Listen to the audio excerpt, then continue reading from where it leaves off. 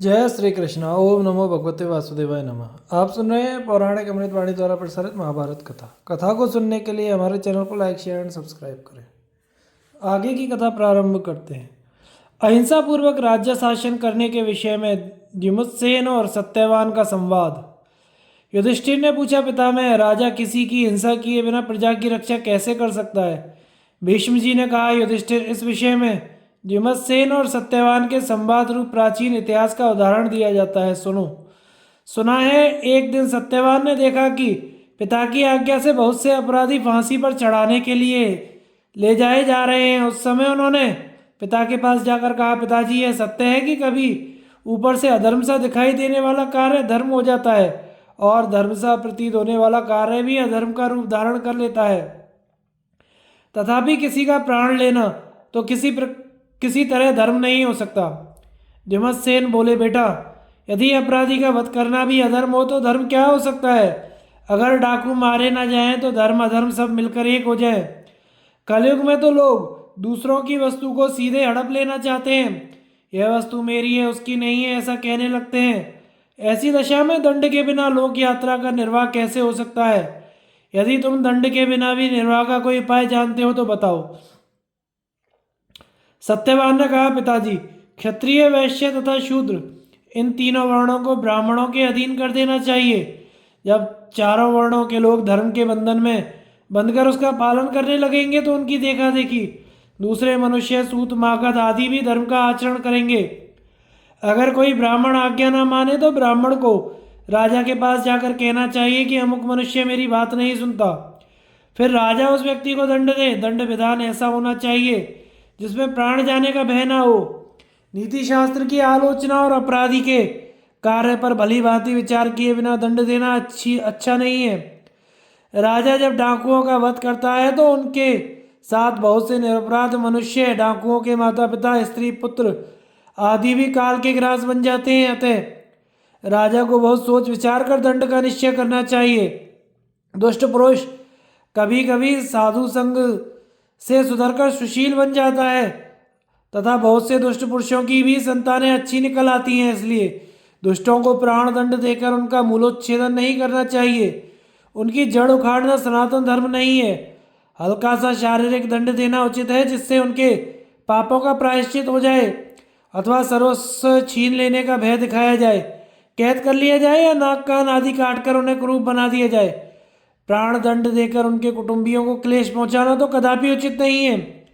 इसी तरह यदि वे पुरोहित ब्राह्मण की शरण में जा चुके हों तो भी राजा उन्हें दंड ना दे।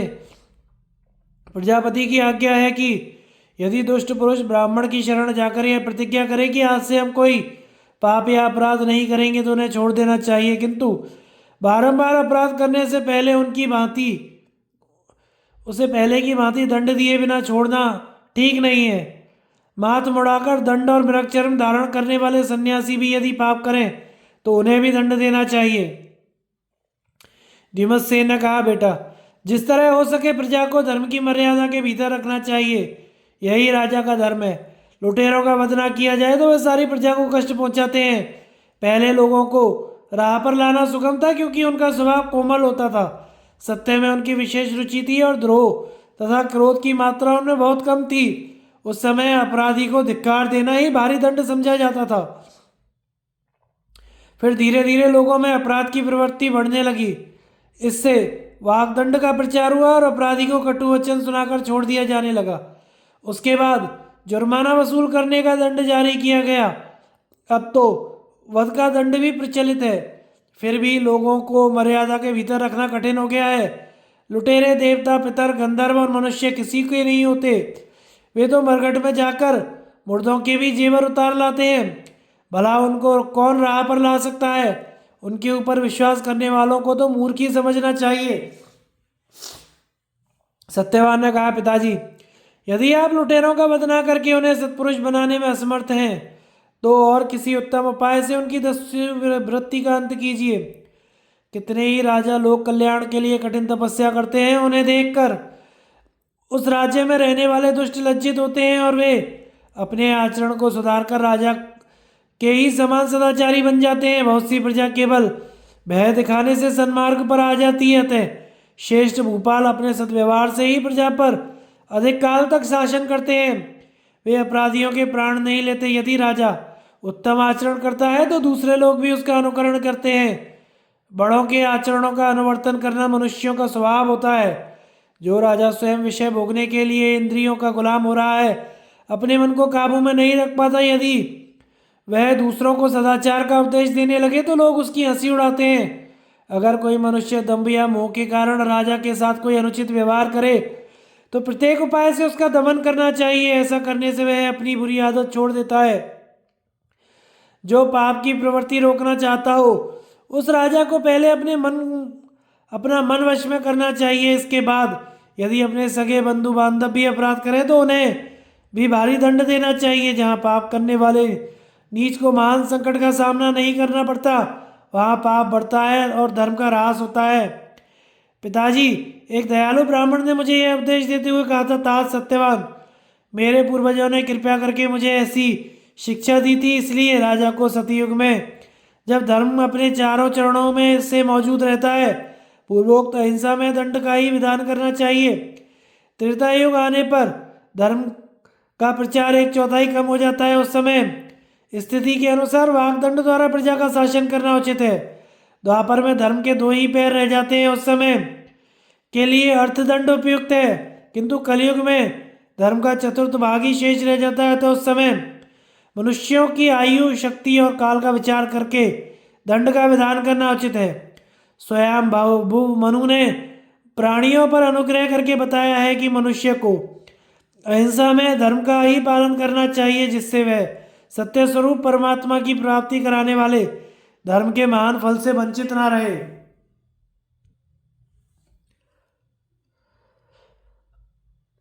कपिल का स्यूमरश्मि से निवृत्ति प्रधान धर्म की श्रेष्ठता का प्रतिपादन। युधिष्ठिर ने पूछा, पितामह, एक ही उद्देश्य लेकर चलने वाले गृहस्थ धर्म और योग धर्म में कौन श्रेष्ठ है? भीष्म जी ने कहा, युधिष्ठिर, दोनों धर्म महान हैं, दोनों का ही पालन कठिन है, दोनों ही उत्तम फल देने वाले हैं, दोनों का ही सत्पुरुषों ने आचरण किया है। मैं इन दोनों धर्मों की प्रमाणिकता बतला रहा हूँ, तुम एकाग्रचित होकर सुनो, इससे तुम्हारे मन का संदेह दूर हो जाएगा। इस विषय में जानकार लोग स्यूम रश्मि और कपिल के संवाद रूप प्राचीन इतिहास का उदाहरण दिया करते हैं, जो इस प्रकार है। कपिल जी बोले, स्यूम रश्मि, यम नियमों का पालन करने वाले यति ज्ञान मार्ग का आश्रय लेकर पर ब्रह्म को प्राप्त होते हैं। संपूर्ण लोकों में कहीं भी उनकी गति का अवरोध नहीं होता। उन्हें शीत उष्ण आदि द्वंद्व व्यथा नहीं पहुंचाते। वे कभी किसी को माथा नहीं टेकते, ना ही आशीर्वाद देते हैं। यही नहीं, वे कामनाओं के बंधन में भी नहीं बनते। सब प्रकार के पापों से मुक्त, पवित्र तथा शुद्ध चित्त होकर विचरते रहते हैं। उनकी बुद्धि एक निश्चित सिद्धांत पर स्थित रहती है। वे सब कुछ त्याग कर मोक्ष को अपनाते हैं, ब्रह्म में ही निवास करते हैं और स्वयं भी ब्रह्म स्वरूप होते हैं। शोक उनका स्पर्श नहीं कर सकता और रजोगुण का तो उनमें नाम भी नहीं रहता। उन्हें सनातन लोक की प्राप्ति होती है। उनकी इस उत्तम गति को प्राप्त कर लेने पर गारहस्थ्य धर्म के पालन की क्या आवश्यकता रह जाती है? शुम रश्मि ने कहा, ज्ञान प्राप्ति करके पर ब्रह्म में स्थित हो जाना ही यदि पुरुषार्थ की चरम सीमा है, यदि वही उत्तम गति है, तब तो गृहस्थ धर्म का महत्व और भी बढ़ जाता है, क्योंकि गृहस्थों का सहारा लिए बिना कोई भी आश्रम ना तो चल सकता है, ना ज्ञान की निष्ठा ही प्रदान कर सकता है। जैसे समस्त प्राणी माता की गोद का सहारा पाकर ही जीवन धारण करते हैं, उसी प्रकार गृहस्थ आश्रम के अवलंब से ही दूसरे आश्रम टिक सकते हैं। गृहस्थ ही यज्ञ और तप करता है तथा मनुष्य अपने कल्याण के लिए जो कुछ भी चेष्टा करता है, जिस किसी भी धर्म का आश्रय लेता है, उन सब की जड़ गृहस्थी ही है। समस्त प्राणी संतान की उत्पत्ति करके सुखी होते हैं, किंतु संतान का मुंह देखने की सुविधा गृहस्थ आश्रम के सिवा और कहाँ हो सकती है? वैदिक धर्म की सनातन मर्यादा तीनों लोकों का हित करने वाली है। ब्राह्मण, क्षत्रिय और वैश्य तीनों वर्णों में गर्भाधान के पहले वेद मंत्रों का उपयोग होता है। इसके बाद प्रत्येक संस्कार में तथा अन्य कार्यों में भी उनकी आवश्यकता पड़ती है। वे ही वेद पुकार कर कहते हैं कि मनुष्य पितरों, देवताओं और ऋषियों के ऋणी हैं। ऐसी दशा में गृहस्थाश्रम में रहकर उन ऋणों को चुकाए बिना किसी का भी मोक्ष कैसे हो सकता है? वेदों की अवहेलना से नहीं, उनके अनुसार कर्म करने से ही मनुष्य को पर ब्रह्म की प्राप्ति होती है। कपिल जी ने कहा, बुद्धिमान पुरुष को दर्श, पौर्णमास, अग्निहोत्र तथा चातुर्मास से आदि वैदिक कर्मों का अनुष्ठान करना चाहिए, क्योंकि उनमें सनातन धर्म की स्थिति है। किंतु जो संन्यास धर्म स्वीकार करके कर्मानुष्ठान से निवृत्त हो गए हैं तथा धीर, पवित्र एवं ब्रह्म स्वरूप में स्थित है, वे ब्रह्म ज्ञान से ही देवताओं को तृप्त करते हैं। जो संपूर्ण भूतों की आत्मा है, सबको आत्मभाव से देखते हैं तथा जिनका कोई विशेष पद स्थान नहीं है, उस ज्ञानी पुरुष की गति का पता लगाने में देवता भी मोहित हो जाते हैं। कल्याण चाहने वाले को इंद्रियों का संयम करना आवश्यक है, जो जुआ नहीं खेलता, दूसरे का धन नहीं लेता, नीच पुरुष का बनाया हुआ अन्न नहीं ग्रहण करता तथा क्रोध में आकर किसी को मार नहीं बैठता, उसके हाथ पैर सुरक्षित रहते हैं। किसी को गाली ना दे, व्यर्थ ना बोले, दूसरों की चुगली या निंदा ना करे, थोड़ा और सत्य वचन बोले तथा सदा सावधान रहे। ऐसा करने से वाक इंद्रिय की रक्षा होती है। उपवास ना करे किंतु बहुत अधिक भी ना खाए, सदा भोजन के लिए लालायत ना रहे, सज्जनों का संग करे और जीवन निर्वाह के लिए जितना आवश्यक हो उतना ही अन्न पेट में डाले। इससे उदर का संयम होता है। पराई स्त्री से संसर्ग ना करे, अपनी स्त्री के साथ भी ऋतुकाल के अतिरिक्त समय में समागम ना करे, एक पत्री व्रत धारण करे। इससे उपस्थेंद्रिय की रक्षा होती है, जिसके उपस्थ, उदर, हाथ, पैर और वाणी के साथ ही संपूर्ण इंद्रियों के द्वार संयम द्वारा सुरक्षित होते हैं, वही वास्तव में द्विज है। जिसकी इंद्रियां वश में नहीं है, उसके समस्त कर्म निष्फल होते हैं। ऐसे मनुष्य को तप और ज्ञान से क्या लाभ हो सकता है? जिसके पास लंगोटी या धोती के सिवा कोई वस्त्र ना हो, जो बिना बिछौने के सोता हो, बाहों का ही तकिया लगाता हो, सदा शांत रहता हो, उसे ही देवता लोग ब्राह्मण मानते हैं।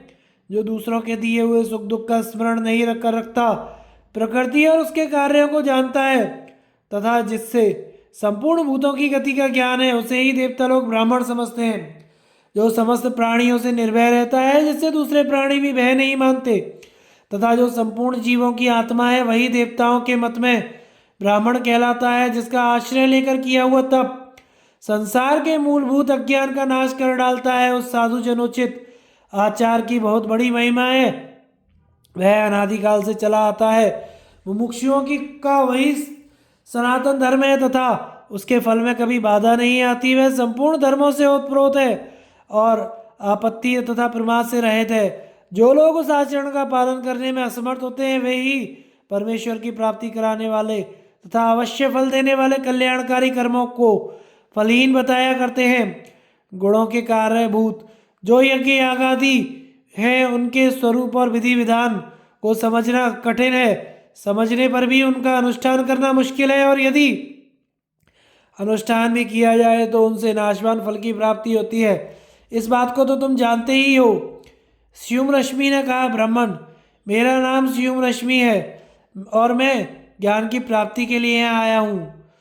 मैंने जो कुछ कहा है वह अपने पक्ष का समर्थन करने के लिए नहीं, अपितु कल्याण की इच्छा रखकर सरल भाव से ही अपनी बातें आपकी सेवा में निवेदन की हैं। इस समय मैं आपकी शरण में आया हूँ, आप मुझे शिष्य समझकर ही उपदेश कीजिए। चारों वर्णों और आश्रमों के लोग एकमात्र सुख के उद्देश्य से ही अपने अपने कर्मों में प्रवृत्त हो रहे हैं। अतः आप यह बताने की कृपा करें कि अक्षय सुख क्या है। कपिल जी ने कहा, किसी भी वर्ण या आश्रम में प्रवृत्ति क्यों ना हो, जिस कर्म का आचरण शास्त्र के अनुसार कामना और अहंकार का त्याग करके किया जाता है, वह पुरुषार्थ का साधक होता है। जो जिस वर्ण या आश्रम के कर्तव्य का पालन करता है, उसको वहाँ ही अक्षय सुख की प्राप्ति होती है। जो मनुष्य विवेक का अनुसरण करता है, उसके समस्त दोषों का ज्ञान से परिमार्जन हो जाता है। शास्त्रीय मार्ग से हट जाने पर किसी भी वृत्ति का आश्रय क्यों न लिया जाए, वह जन्म मरण के चक्कर में डालकर प्रजा का सर्वनाश ही करती है। ब्रह्म ज्ञान में सभी आश्रमों का अधिकार बताते हुए ब्रह्म तत्व का निरूपण। कपिल जी ने कहा, सब लोगों के लिए वेद ही प्रमाण है, वेदों का कोई उल्लंघन नहीं कर सकता। ब्रह्म के दो रूप समझने चाहिए, शब्द ब्रह्म और परब्रह्म।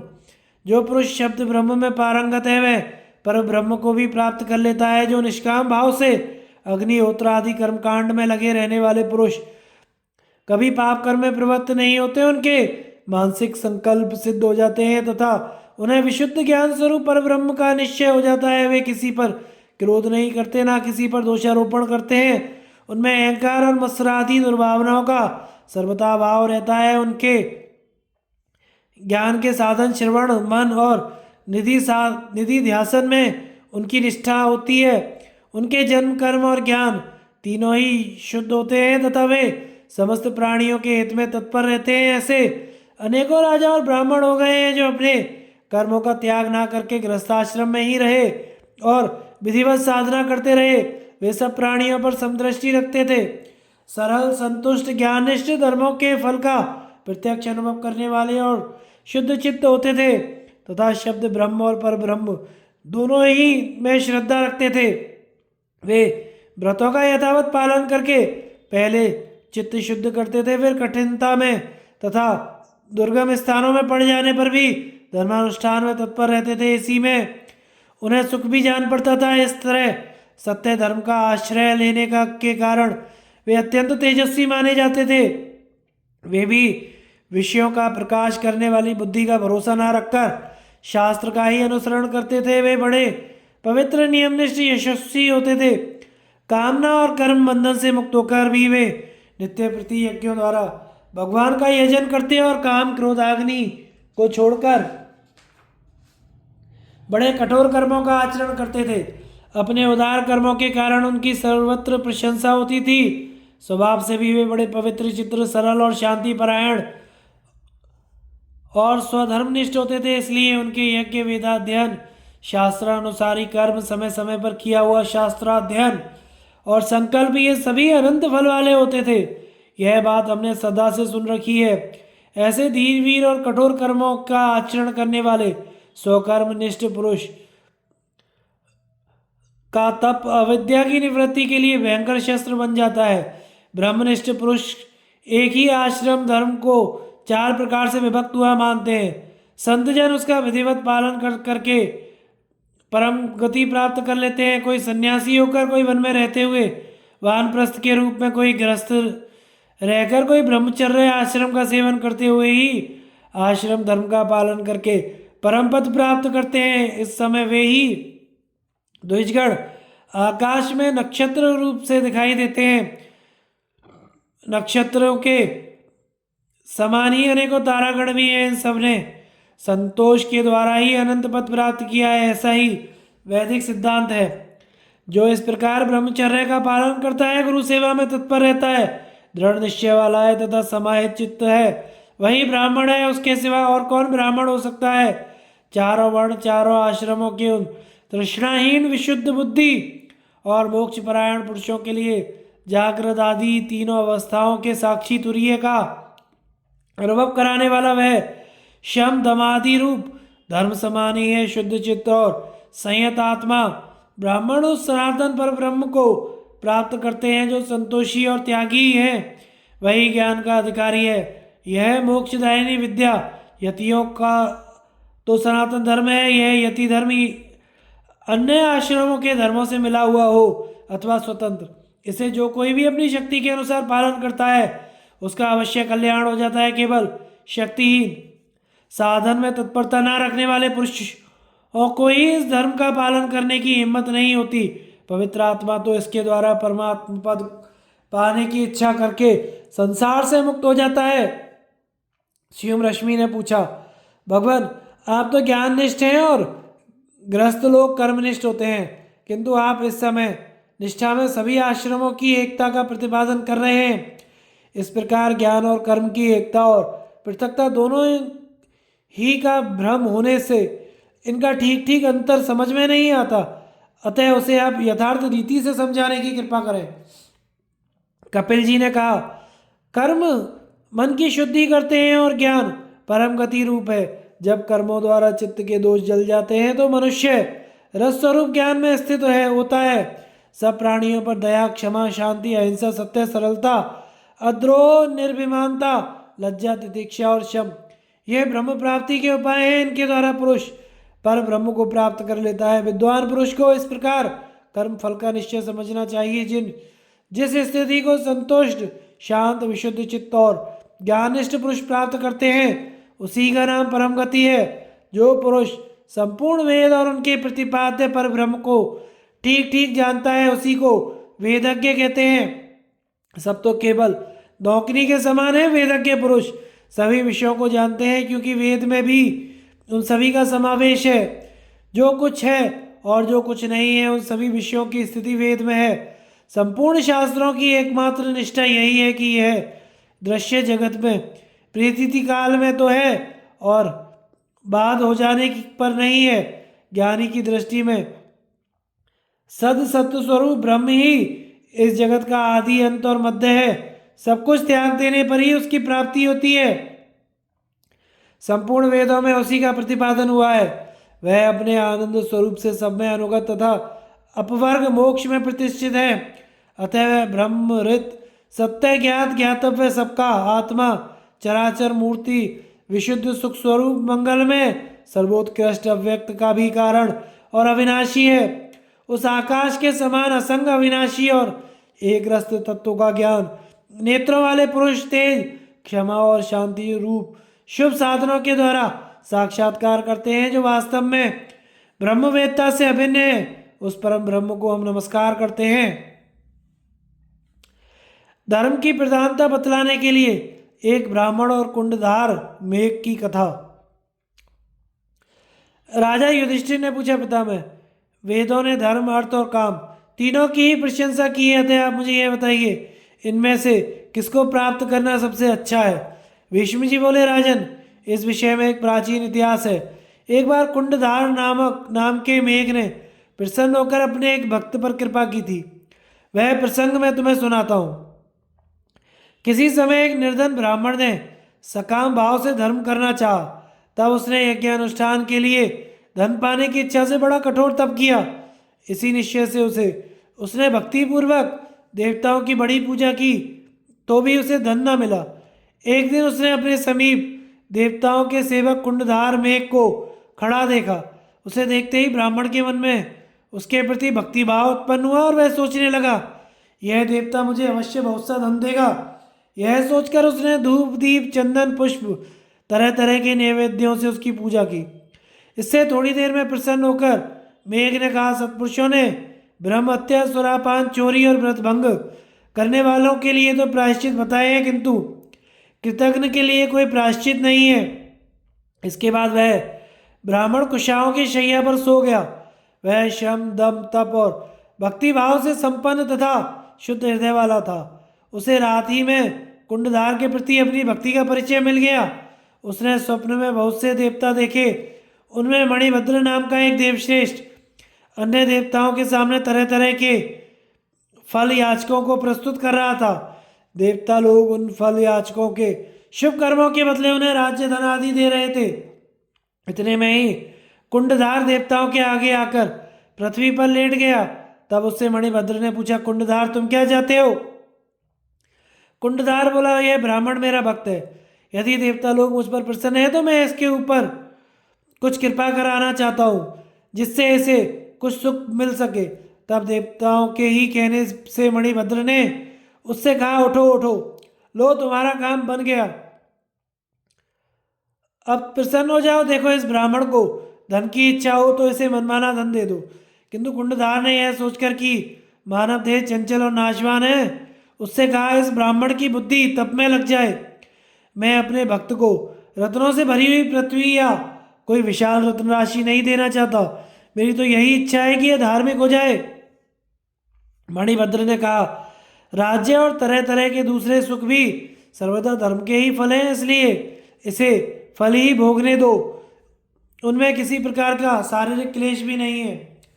भीष्म जी कहते हैं, किंतु इस पर भी कुंडधार ने तरह तरह से धर्म के लिए ही आग्रह किया। इससे देवता लोग बड़े प्रसन्न हुए और मणिभद्र से कहा, तुम पर और इस ब्राह्मण पर सभी देवता प्रसन्न हैं, अतः यह धर्मात्मा होगा, इसकी बुद्धि धर्म में ही रहेगी। इस प्रकार सफल मनोरथ होकर वह मेघ बड़ा प्रसन्न हुआ उसने वह वर पाया जो दूसरों के लिए भी दुर्लभ था। इतने में ही ब्राह्मण को अपने पास बहुत से महीन और मूल्यवान वस्त्र दिखाई देने लगे। उन्हें देखकर उसे वैराग्य ही हुआ। वह कहने लगा, मेरी तपस्या का उद्देश्य इस कुंडधार ने नहीं समझा तो दूसरा कौन समझ सकेगा। अच्छा, अब मैं वन को ही चलता हूँ। धर्म में जीवन बिताना ही सबसे अच्छा है। भीष्म जी कहते हैं, राजन, तब वह ब्राह्मण वन में रहकर बड़ा घोर तप करने लगा। वह देवता और अतिथियों का सत्कार करके बचे हुए फल मूल आदि से निर्वाह करता था।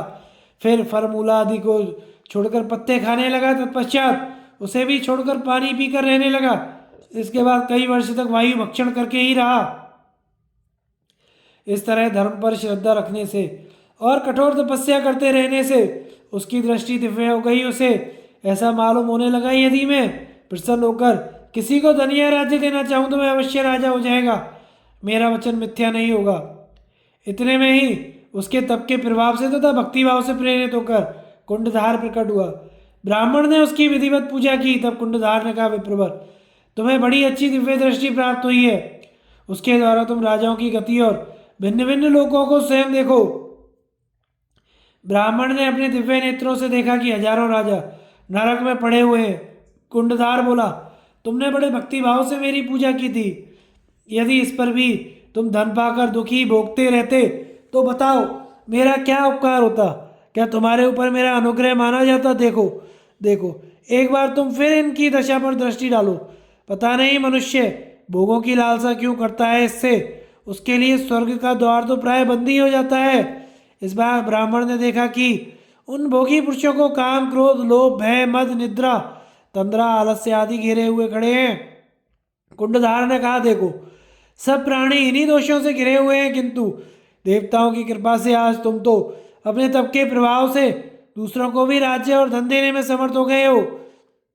राजन, तब वह ब्राह्मण सिर झुकाकर कुंडधार के आगे लेट गया और कहने लगा, आपने मुझ पर बड़ी कृपा की है।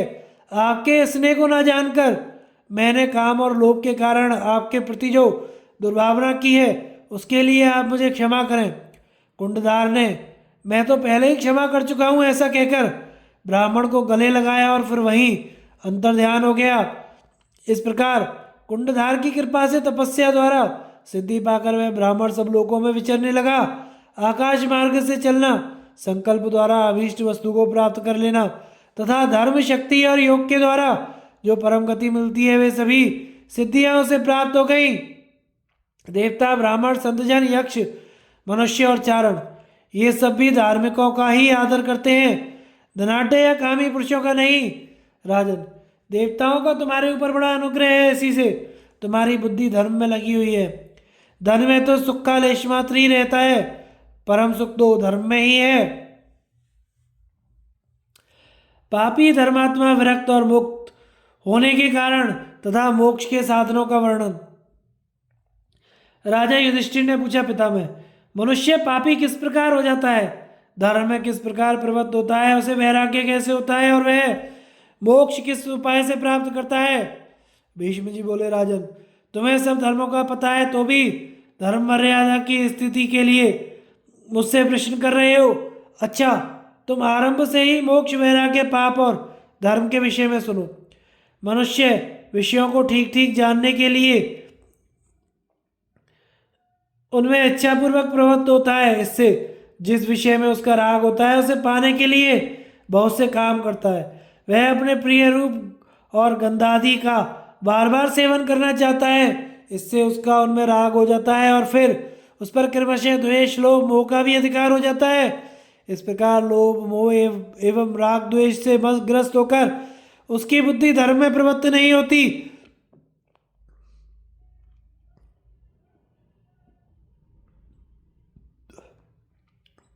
वह केवल कपट से ही धर्म का आचरण करता है और कपट से ही धन कमाना चाहता है।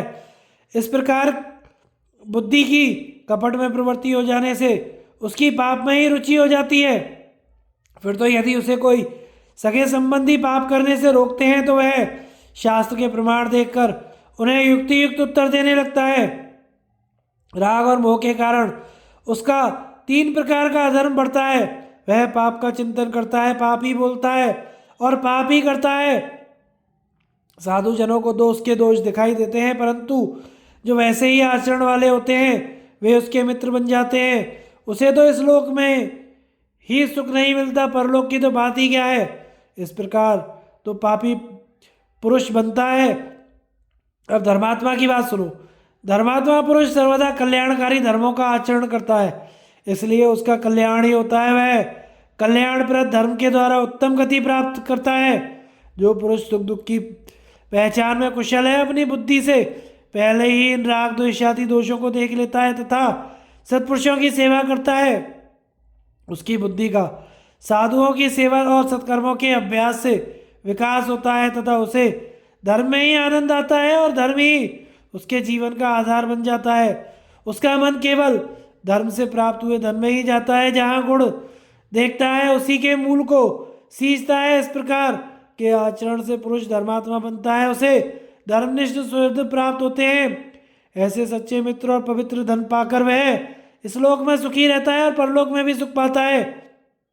ऐसा पुरुष शब्दादि पांचों विषयों पर प्रभुत्व प्राप्त कर लेता है, किंतु वह धर्म का ऐसा फल पाकर भी हर्ष से फूल नहीं जाता है। वह इससे तृप्त न होने के कारण विवेक दृष्टि से वैराग्य को ही बढ़ाता है।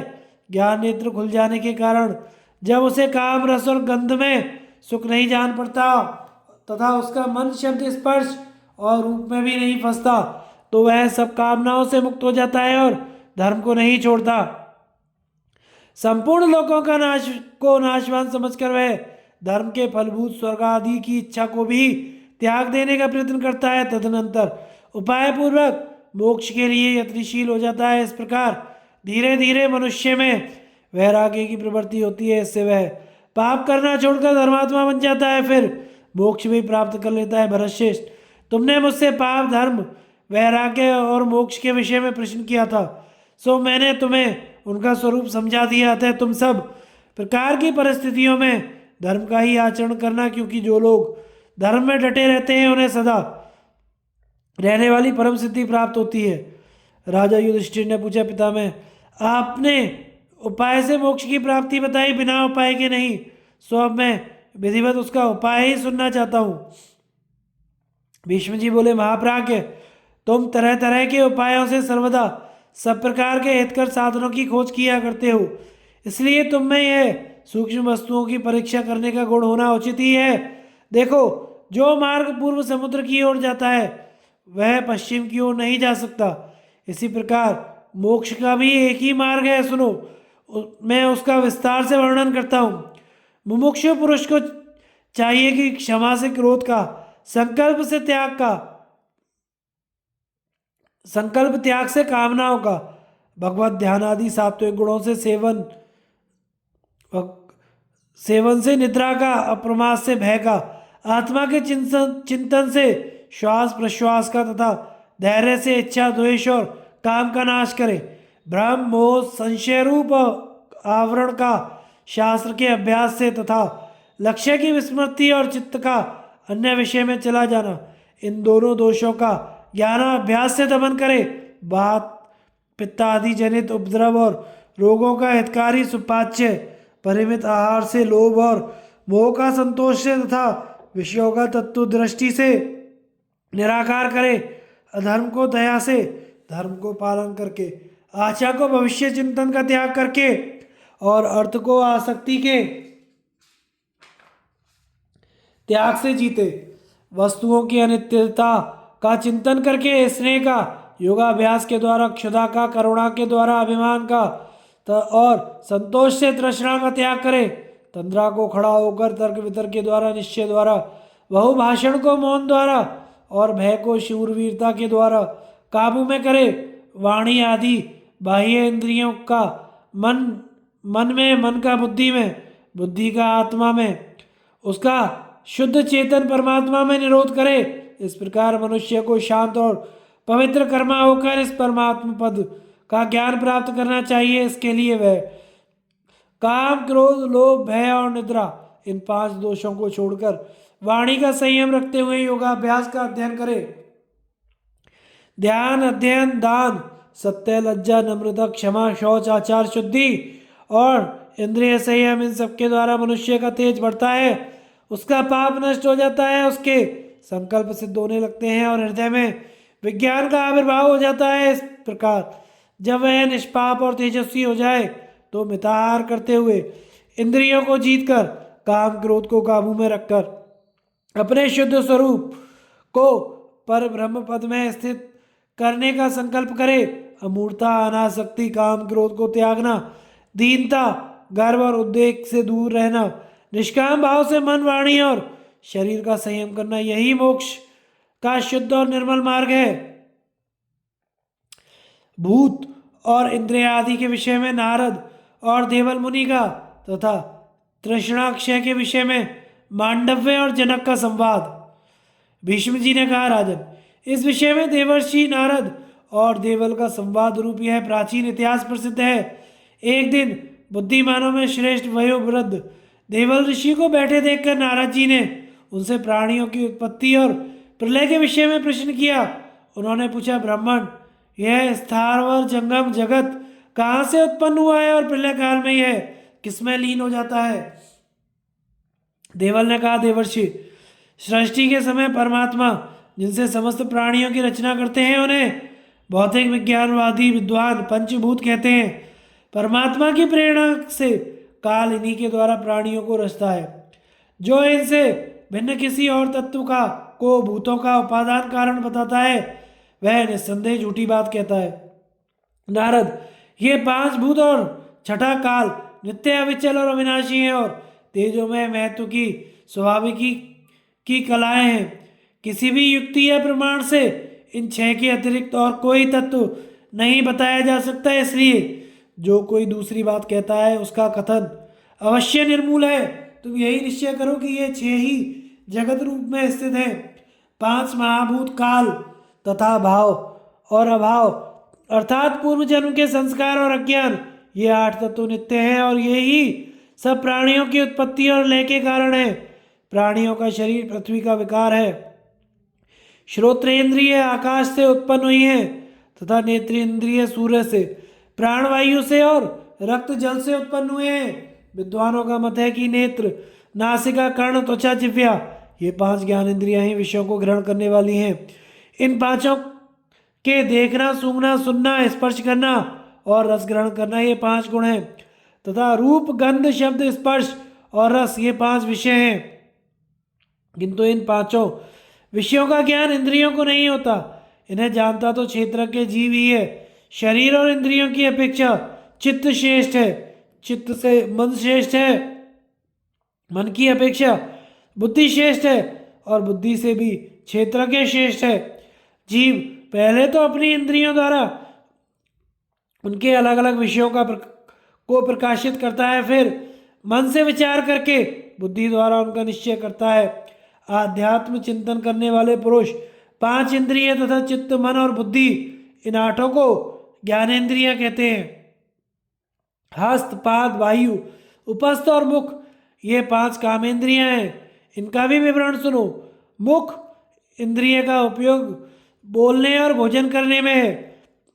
पाद चलने और हस्त काम करने की इंद्रियां हैं तथा पायु और उपस्थ त्याग करने वाली इंद्रियां हैं। इनमें पायु इंद्रिय मल का त्याग करती है और उपस्थ मैथुन के समय वीर्य त्यागता है। इनके सिवा छठी इंद्रिय बल अथवा अर्थात प्राण है।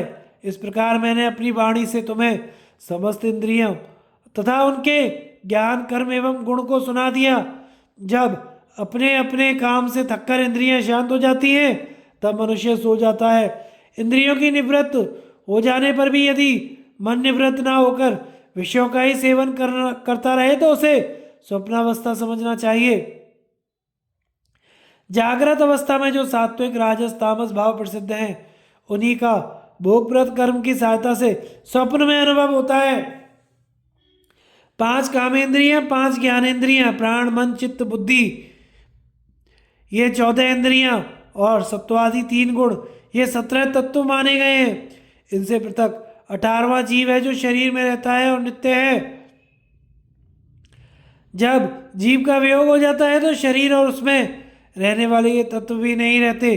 जिस प्रकार घर में रहने वाला पुरुष एक घर के गिरने पर दूसरे में और दूसरे के गिरने पर तीसरे में चला जाता है, उसी प्रकार यह जीव काल की प्रेरणा से अविद्या, काम और कर्म के द्वारा एक देह से दूसरे देह में जाता रहता है।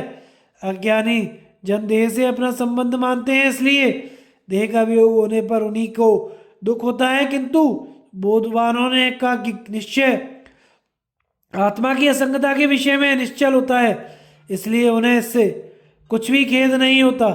यह जीव वास्तव में किसी का भी कुछ भी नहीं है, यह तो नित्य है और अकेला ही है। सुख दुख का कारण तो देह ही है। जीव ना कभी उत्पन्न होता है ना मरता है।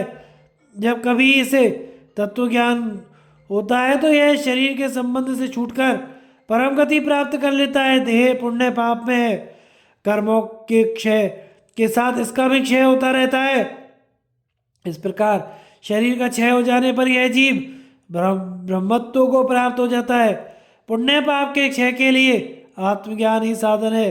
उनका क्षय होकर जब जीव ब्रह्म भाव की प्राप्ति करता है, तभी विद्वान लोग उसकी परम गति मानते हैं। राजा युधिष्ठिर ने कहा, पितामह, हम बड़े ही क्रूर और पापी हैं। हमने केवल अर्थ के लिए ही अपने भाई, पिता, पौत्र, सजातीय, सुहृदय और पुत्रों का संहार कर डाला। हमारी यह अर्थ तृष्णा किस प्रकार दूर होगी? भीष्म जी बोले, राजन, एक बार मांडव्य जी ने राजा जनक से ऐसा ही प्रश्न किया था। उस समय विदेहराज ने जो बात कही थी वह पुरातन इतिहास तुम्हें सुनाता हूँ। राजा जनक ने कहा था, मेरी कोई भी वस्तु नहीं है, इसलिए मैं मौत से जीवन व्यतीत करता हूँ। यदि मिथिलापुरी में आग लगी हुई है तो भी मेरा कुछ नहीं जलता। जो बोधवान होते हैं उन्हें बड़े समृद्धि संपन्न विषय भी दुख स्वरूप ही जान पड़ते हैं, किंतु अज्ञानियों को तो तुच्छ विषय भी मुंह में डाल देते हैं। लोक में जो काम जनित सुख है और परलोक में जो दिव्य सुख है, वे दोनों तृष्णाक्षय से होने वाले सुख के 16वें अंश के समान भी नहीं है।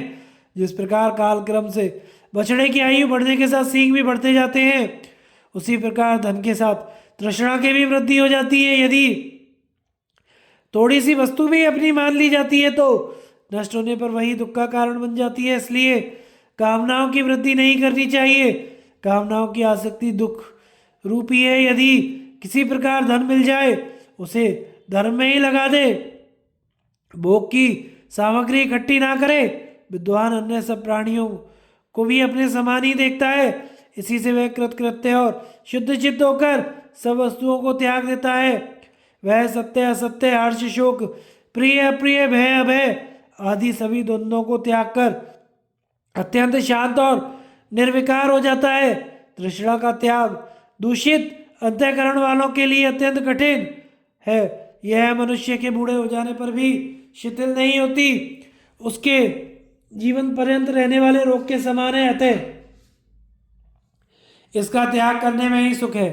राजा के ये वचन सुनकर मांडव्य मुनि बड़े प्रसन्न हुए और उनके कथन की प्रशंसा करके वे मोक्ष मार्ग में तत्पर हो गए। सन्यासी के स्वभाव, आचरण और धर्मों का वर्णन।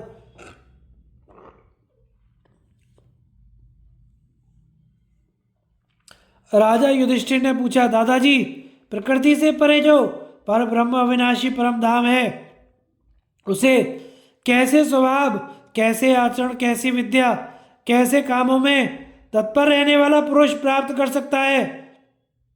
भीष्म जी बोले, राजन, जो पुरुष मोक्ष धर्मों में तत्पर, स्वल्प आहार करने वाला और जितेंद्रिय होता है, उस पर प्रकृति से अतीत अविनाशी पद को प्राप्त कर लेता है। मुनि को चाहिए वह अपने घर से निकलकर फिर लाभ हानि में समान भाव रखे।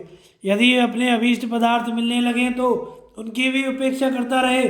अपने नेत्र, वाणी या मन से किसी वस्तु को दूषित ना करे, अर्थात मन, वचन और व्यवहार द्वारा किसी के प्रति दुर्भाव प्रकट ना करे तथा किसी के भी सामने या पीछे से उसके दोष ना कहे, किसी प्राणी को कष्ट ना पहुंचावे, सूर्य के समान सदा विचरता रहे तथा किसी के साथ वैर ना ठाने, वह अपनी निंदा को सहन करे, किसी के प्रति अभिमान ना करे, कोई क्रोध करे तो उससे प्रिय वाणी बोले और मारपीट करे तो स्वयं उसके हित की भी बातें कहे। गांव में रहकर लोगों के साथ अनुकूल प्रतिकूल व्यवहार ना करे तथा भिक्षावृत्ति को छोड़कर किसी के घर पहले निमंत्रित होकर ना जाए। मूर्ख लोग धूल मिट्टी डालकर तंग करें तो भी शांत रहे, अपने मुंह से कोई कठोर शब्द ना निकाले, सर्वदा मृदुता का बर्ताव करे, किसी के प्रति कठोरता ना करे, निश्चिंत रहे और बहुत बढ़ बढ़ कर बातें ना बनावे। जो पाकशाला से धुआं निकलना बंद हो जाए, मूसल अलग रख दिया जाए, चूल्हे की आग ठंडी पड़ जाए, सब लोग भोजन कर चुके हैं और परोसना भी बंद हो जाए, उस समय यति को भिक्षा मांगना चाहिए। उसे केवल अपनी प्राण यात्रा के निर्वाह मात्र का प्रयत्न करना चाहिए। भरपेट भोजन मिल जाए इसकी भी परवाह ना करें, यदि ना मिले तो दुखी ना हो और मिल जाए तो प्रसन्नता ना माने। इन तुच्छ लौकिक लाभों की इच्छा ना करे, जहाँ विशेष सत्कार होता हो वहाँ भिक्षा ना करे, इसके सिवा सत्कारवश कोई और भी लाभ होता हो तो उससे बचता ही रहे। भिक्षा में मिले हुए अन्न के दोष या गुण कहकर उसकी निंदा या स्तुति ना करे। सोने और बैठने के लिए सदा एकांत का ही आदर करे। सूनी कुटी वृक्ष के नीचे वन में अथवा गुफा के भीतर अज्ञातचर्या से रहकर आत्मानुसंधान में ही निमग्न रहे। अनुकूलता और प्रतिकूलता में अविचल अविनाशी समस्त स्वरूप ब्रह्म भाव से स्थित रहे और अपने कर्मों से पुण्य पाप रूप कर्म फल की भावना ना करे। सर्वदा तृप्त और पूर्णतया संतुष्ट रहे। मुख और इंद्रियों को प्रसन्न रखे, भय को पास न भटकने दे। प्रणव आदि के जप में तत्पर रहे तथा वैराग्य का आश्रय लेकर मौन रहे। देह और इंद्रियों आदि भौतिक पदार्थों में आत्म दृष्टि का अभ्यास करे। जीवों के जन्म मरण पर विचार करता रहे। किसी वस्तु की इच्छा ना करे, सब पर समान भाव रखे।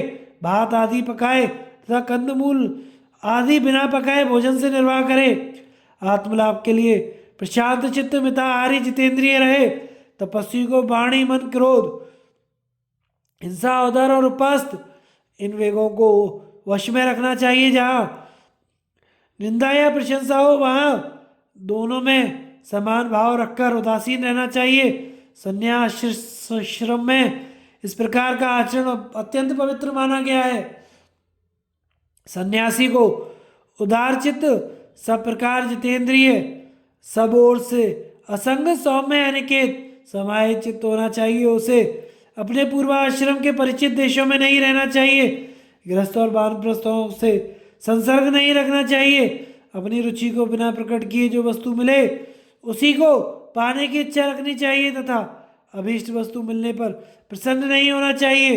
यह संन्यासाश्रम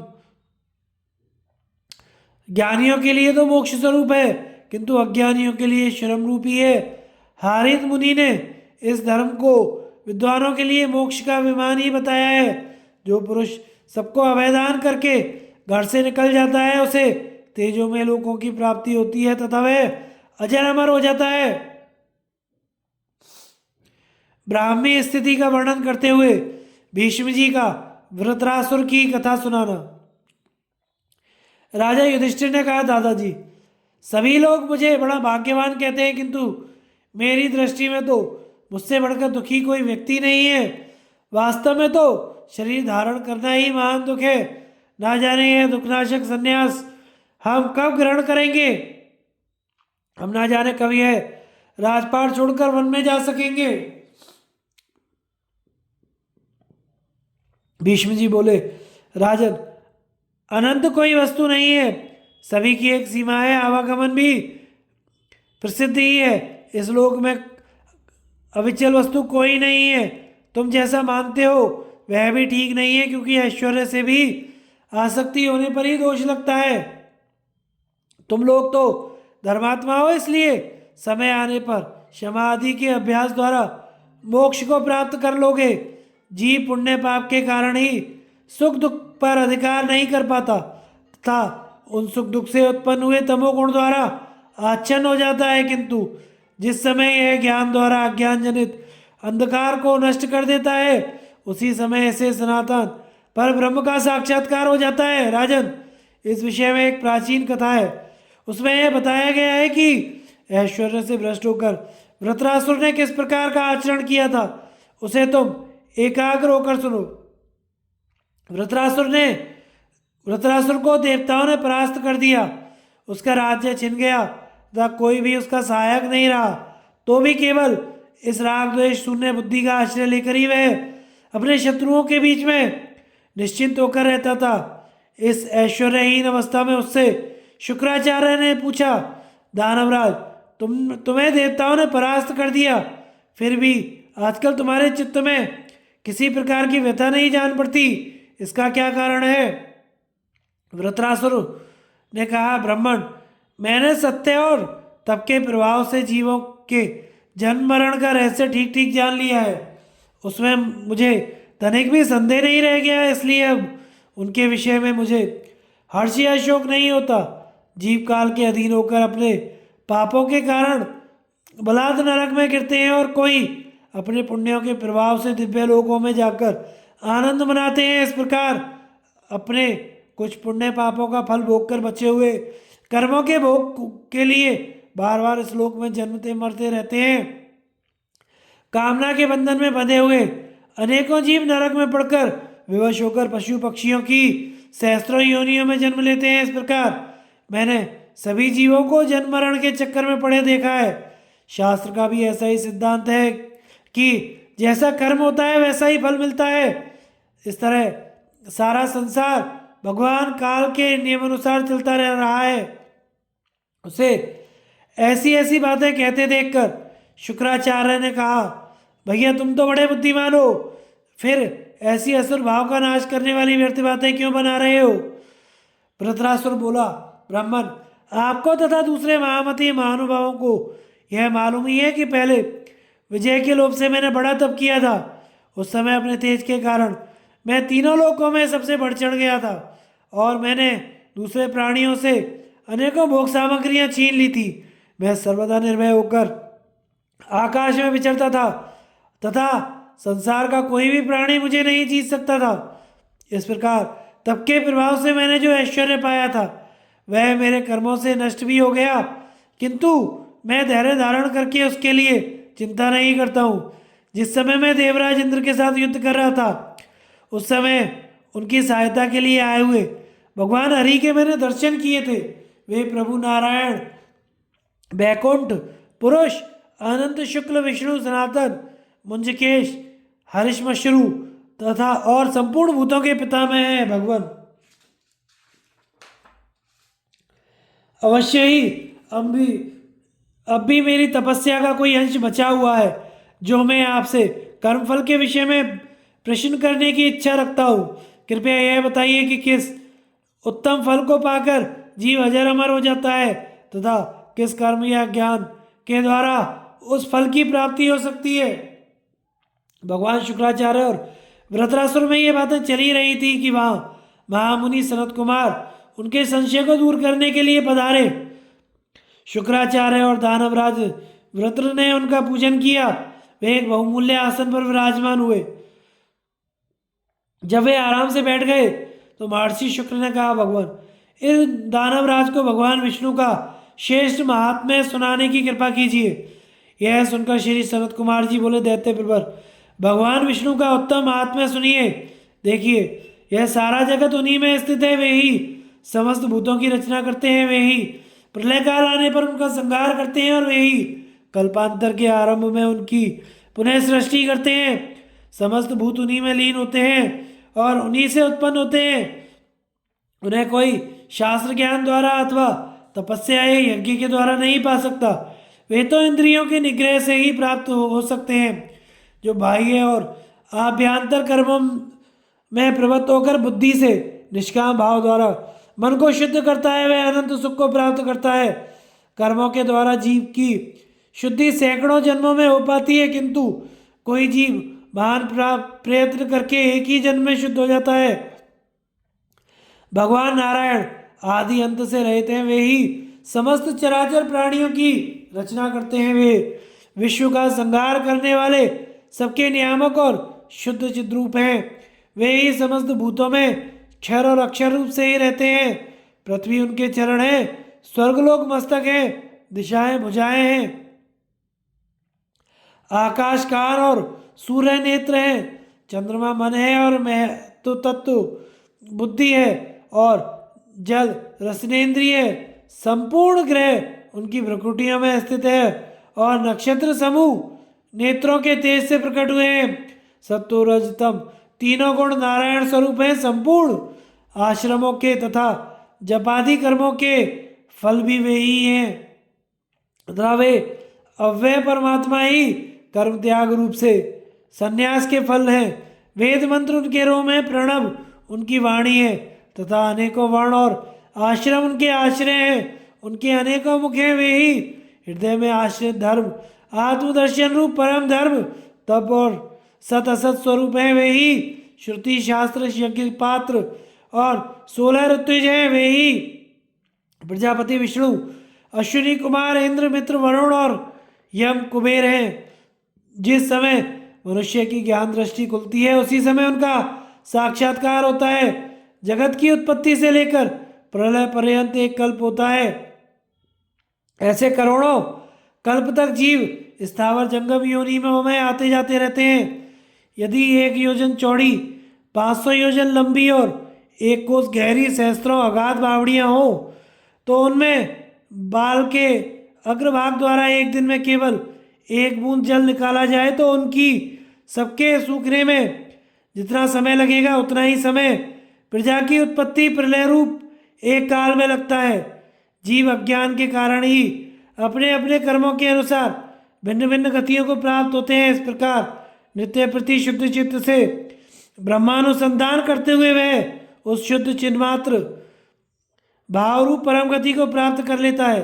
उसके द्वारा उस अविनाशी पद को प्राप्त होता है जो सनातन ब्रह्म और अत्यंत दुष्प्राय है। महाबली दैत्यराज, इस प्रकार मैंने तुम्हें श्री नारायण का प्रभाव सुना दिया। वृत्तासुर ने कहा, भगवान मुझे आपकी बात बहुत ठीक जान पड़ती है। अब मुझे किसी प्रकार का विषाद नहीं है। आपके वचन सुनकर मैं पाप और शोक से रहित हो गया हूँ। महर्षि, यह अनंत और महातेजस्वी विष्णु का ही प्रबल चक्र चल रहा है। इस सनातन स्थान से ही मेरी समस्त सृष्टियों में प्रवृत्ति होती है। वही परमात्मा और पुरुषोत्तम है, उसी में यह सारा जगत स्थित है। राजा युधिष्ठिर ने पूछा, दादाजी सनत कुमार जी ने वृत्रासुर के आगे जिनका निरूपण किया था वे भगवान विष्णु ये श्री कृष्ण चंद्र ही है ना? भीष्म जी बोले, मूल में स्थित जो भगवान देवादिदेव हैं वे अपने स्वरूप में स्थित हुए ही है। अपनी शक्ति से अनेकों प्रकार के पदार्थ रचते हैं। इन श्री कृष्ण को उनके अष्टमान से ही उत्पन्न समझो, किंतु ये अपने अष्टमान से ही तीनों लोकों को रच देते हैं। वे अविनाशी भगवान महान शक्तिमान और सबके अधीश्वर हैं। कल्प का अंत होने पर वे जल पर शयन करते हैं। वे सनातन और अनंत परमात्मा अपनी सत्ता स्फूर्ति से ही समस्त कार्य कारण को पूर्ण कर देते हैं और सर्वदा एक रस होकर भी इस श्री कृष्ण रूप से लोकों में विचर रहे हैं, किंतु इस स्वरूप में भी वे उपाधि से बंधे हुए नहीं हैं और अपने में स्थित इस अनेक प्रकार के संपूर्ण जगत की रचना करते हैं।